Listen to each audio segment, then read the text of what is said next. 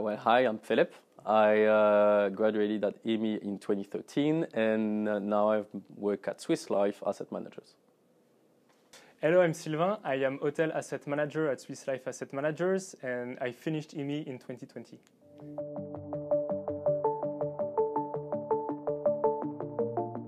It's not only because I did IMHI, it's also because the profile fits what I need in terms of operational background and basis in finance and real estate.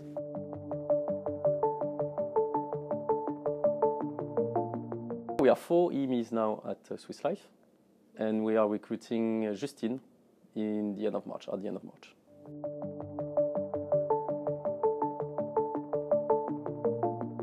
Before joining IMHI, I only had experience in hotel or F&B operations, so I knew very little about hotel investment or real estate. So yeah, as Philippe said before, he has taken many IMHI over the years, and obviously he's an IMHI too. So he knows very well what our level of knowledge is when entering the company. And yeah, obviously there is like a huge learning process during this 6 months period. No, you're right. I don't necessarily need to have hard skills for the people I recruit because I can make them learn. But I also look in soft skills to make sure they fit with what I need.